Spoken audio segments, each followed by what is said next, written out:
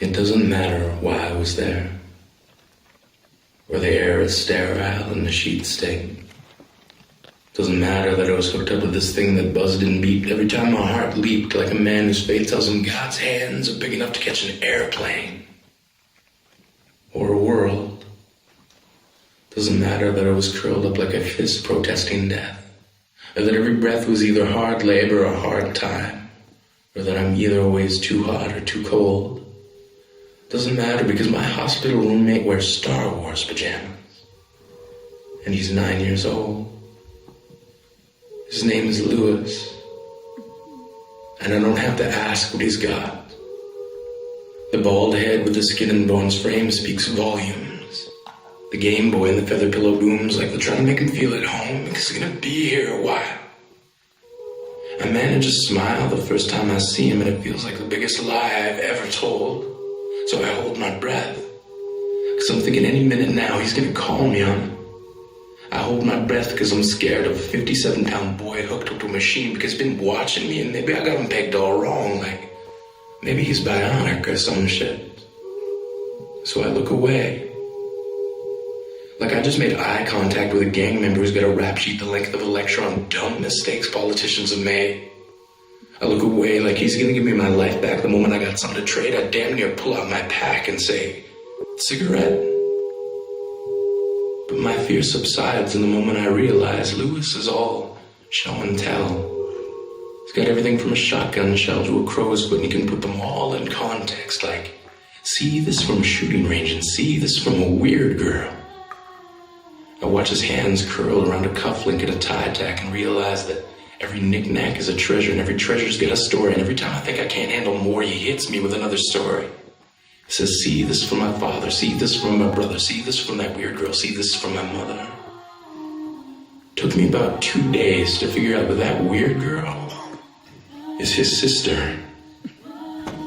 Took him about 2 hours today after she left for him to figure out he missed her. They visit every day and stay well past visiting hours because for them that term doesn't apply. But when they do leave, Lewis and I are left alone. And he says the worst part about being sick is that you get all the free ice cream you ask for. And he says the worst part about that is realizing that there's nothing more they can do for you. He says ice cream can't make everything okay. And there's no easy way of asking, and I already know what he's gonna say, but maybe he just needs to say it, so I ask him anyway, are you scared? Lewis doesn't even lower his voice when he says, fuck yeah. I listened to a 9-year-old boy say the word fuck, like he was a 30-year-old man with a nosebleed being lowered into a shark tank. He's gonna write to it. And if it takes this kid a curse word to help him get through it, then I want to teach him to swear like the devil's sitting there taking notes with a pen and a pad. But before I can forget that Lewis is 9 years old, he says, please don't tell my dad. He asks me if I believe in angels. And before I realize I don't have the heart to tell him, I tell him not lately. And I just lay there waiting for him to hate me. But he doesn't know how to, so he never does. Lewis loves like a man who lived in a time before God gave religion to men and left it to them to figure out what hate was. He never greets me with silence, only smiles, and a patience I've never seen in someone who knows they're dying, and I'm trying so hard not to remind him I'll be out of here in a couple days smoking cigarettes and taking my life for granted, and he'll still be planted in this bed like a flower that refuses to grow. I've been with him for 5 days, and all I really know is Lewis loves to pull feathers out of his pillow and watch them float to the ground. Almost as if he's the philosopher inside of the scientist, ready to say it's gravity that's been getting us down. But the truth is, there's not enough miracles to go around, kid. And there's too many people petitioning God for the winning lotto ticket.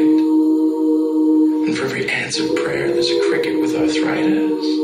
And the only reason we can't find answers is because the search party didn't invite us. And Lewis, right now, the crickets have arthritis.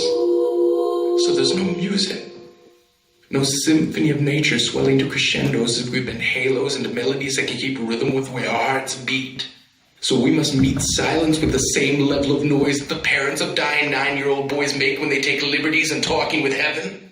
We must shout until we shatter in our own vibrations, then let our lives echo and grow distant. Grow distant enough to know that as far as our efforts go, we don't always get a reply. But I swear to whatever God I can find in the time I have left, I'm gonna remember you, kid. Gonna tell your story as often as every story you told me, and every time I tell it, I'll say, see? There's bravery in this world. There's 6.5 billion people curled up like fists protesting death. But every breath we breathe has to be given back. A 9-year-old boy taught me that. So hold your breath. The same way you'd hold a pen when writing thank you letters on your skin to every tree that gave you that breath to hold. Then let it go. As if you understand something about getting old and having to give back. Let it go like a laugh attack in the middle of really good sex. The black eye will be worth it. Because what is your night worth without a story to tell? And why wield a word like worth if you've got nothing to sell? People drop pennies down a wishing well as to the cost of a desire is equal to that of a thought. But if you've got expectations, expect others have bought your exact same dream for the price of the hard work, hang and hold on mentality. Like I accept any challenge, so challenge me. Like I brought a knife to this gunfight, but the other night I mugged a mountain, so bring that shit. I've had practice. Lewis and I cracked this world wide open, found the prize inside as we never lied to ourselves. Never told ourselves it would be easy or undemanding.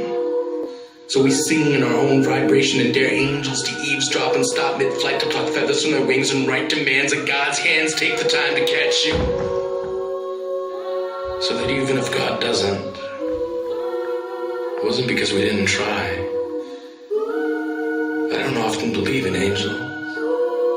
But on the day I left, Lewis pulled a feather from his pillow and said, "This is for you." I half expected him to say, "See, this is the first one I grew."